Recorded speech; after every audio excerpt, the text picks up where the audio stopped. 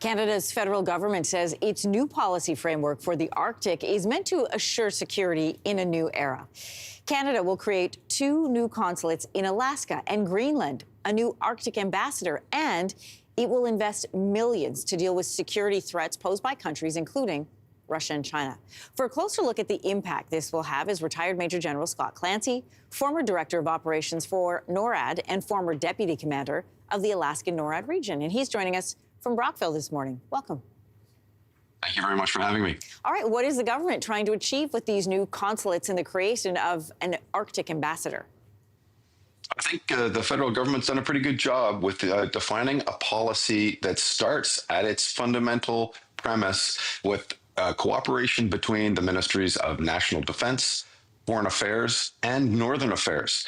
It outlines how Indigenous populations in the Arctic are going to be involved in the international negotiations and diplomacy that happen, therefore involving them in the fundamental elements of security in and around the Arctic. I mean, it opens these 2 consulates, which is excellent. I lived in Anchorage, and for the period of 2 years, I was the senior Canadian government official that was up there in Alaska. And I think that this consulate will, change the dynamic significantly so that there can be a more robust conversation concerning security in and around the Arctic with the Arctic peoples and these kinds of things. It also outlines these are not necessarily new announcements, but the icebreakers and the communication and cooperation between the Canadian Coast Guard and the Department of National Defense. These are very positive things, but I think there's an underlying concern that I have that just because you have a foreign policy concerning the Arctic doesn't necessarily mean it's going to translate into real security for North America.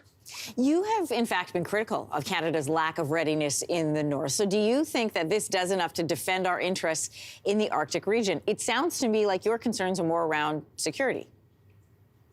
They are. Obviously, that's my expertise. But there is an inherent link between foreign policy and security. And I'm I applaud very much the development of a foreign affairs policy that is very grounded, very straightforward, and outlines, especially considers the significant threat that China and Russia pose.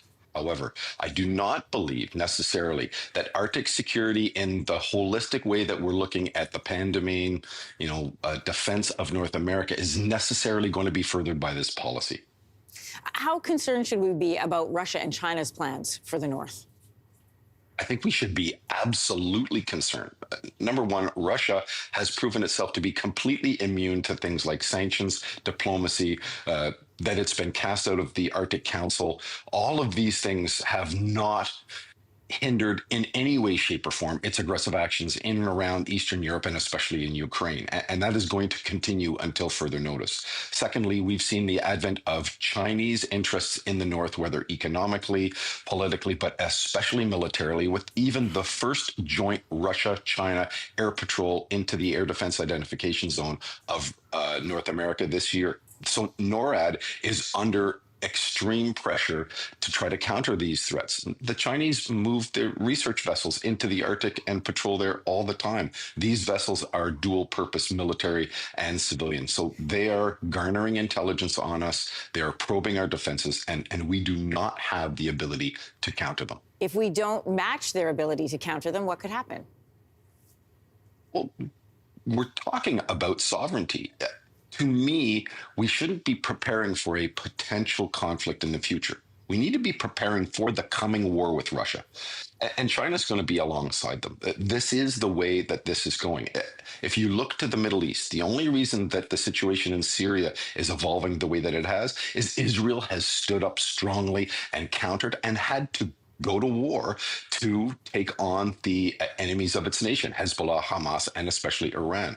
This is going to be the same path that North America is going to have to be on alongside NATO, or else we're going to be destroyed. That is ultimately what I think is going to happen. Retired Major General Scott Clancy. Wow, we the North, more than just a sports slogan this morning. Thanks so much for your insights. You have a wonderful day. Thank you. You too. If you liked that video, make sure to subscribe to the Your Morning YouTube feed, where you can find all kinds of new content posted every weekday morning.